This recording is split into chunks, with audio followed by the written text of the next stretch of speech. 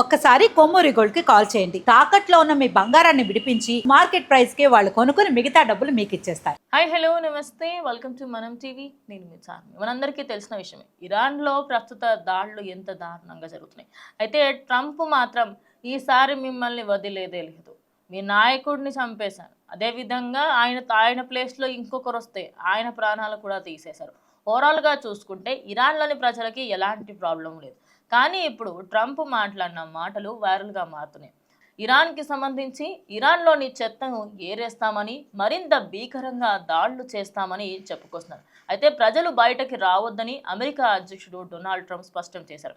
అవసరమైతే భూతాల పోరాటం కూడా చేస్తామని, ఇరాన్పై సైన్యాన్ని కూడా పంపుతామని తెలిపారు. యుద్ధం 4 వారాలకు పైగా కొనసాగిస్తుందని భావిస్తున్నట్టుగా తెలుస్తోంది. అయితే మరింత కాలం సాగవచ్చని అభిప్రాయపడుతున్నారు. సోమవారం ఆయన పలు మీడియా సంస్థలతో మాట్లాడి ఆయన విడివిడిగా ఆయనైతే కొన్ని కార్యక్రమాలకు సంబంధించి మాట్లాడారు. ఇరాన్పై ఆపరేషన్లో ఒక్క విషయం అయితే స్పష్టం చేశారు. ఆ దేశ క్షిపణులకు సంబంధించి ఖచ్చితంగా మేము దాడులు చేస్తామని కూడా అయితే కంప్లీట్గా డీటెయిల్ ఇవ్వడం జరిగింది.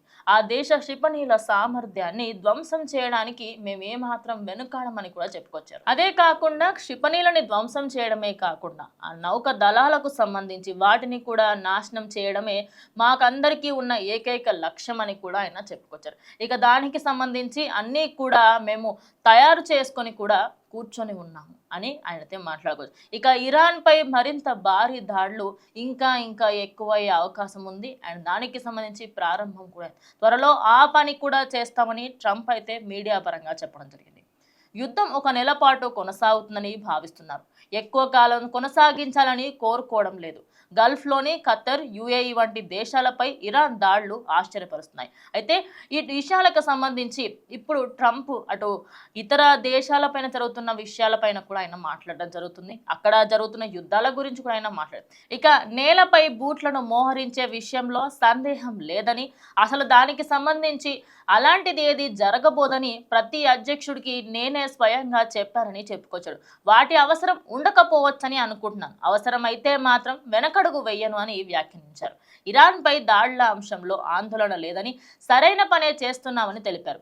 అయితే దానికి సంబంధించి చాలా మంది వ్యతిరేకిస్తున్నారు. అయితే రైటర్స్కి, ఇన్ఫోసిస్ వారందరికీ కూడా పోలింగ్ చేయగా ఇరాన్పై ట్రంప్ దాడిని 43% మంది వ్యతిరేకించారు. దీనిపై ట్రంప్ మళ్ళీ మాట్లాడారు. ఆయన స్పందించినప్పుడు పోలింగ్ తక్కువ ఉన్నా నేను అసలు ఏది పట్టించుకోను, అది మంచిది కానప్పుడు పిచ్చి వాళ్ళలా ప్రవర్తించే వాళ్ళతోని, అదేవిధంగా ఇరాన్ ఇలాంటి వాళ్ళపైన నేను ఖచ్చితంగా కఠిన చర్యలు తీసుకుంటాను, అసలు వదిలే ప్రసక్తే లేదు అంటున్నా.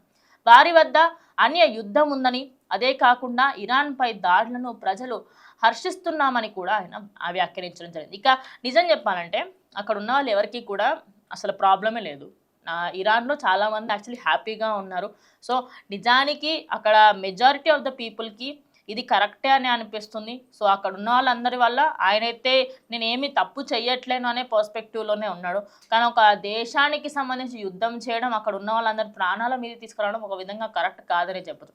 సో మీరేమనుకుంటున్నారు? ప్రజెంట్ ఈ యుద్ధం ఇంకా పెరిగే అవకాశం ఉంది అనే దానికి ఈయన్నే అఫీషియల్గా బయటకు వచ్చి మాట్లాడుతున్నారు. ఇక అదే కాకుండా అటు యుద్ధ విమానాలకు సంబంధించి నిన్న ఒక్కరోజే 3000కు పైగా ఫ్లైట్స్ క్యాన్సిల్ అవ్వడము, అటు దుబాయ్, యుఏఈ, ఖత్తర్ అండ్ మన ఇండియా సైడ్ నుంచి కూడా 300 ఫ్లైట్లు క్యాన్సిల్ అయ్యాయి. అంటే ఎవరైతే అక్కడ నుంచి రావాలి అనుకున్నారో ప్రతి ఒక్కరు కూడా వెయిట్ చేస్తున్నారు. ఇండియా సైడ్ నుంచి ఎప్పుడు హెల్ప్ వస్తుంది, మేము ఎప్పుడు వస్తాము అనేది చాలామంది వెయిట్ చేస్తున్నారు. సో ఓవరాల్గా ప్రజెంట్ అయితే అక్కడ వాతావరణం ఇలా ఉంది, అటు వేడిగా కొనసాగుతుంది. సో మరి నెక్స్ట్ ట్రంప్ మళ్ళీ ఇంకేం బాంబు పేలుస్తాడు ఏంటనే చూడాల్సింది.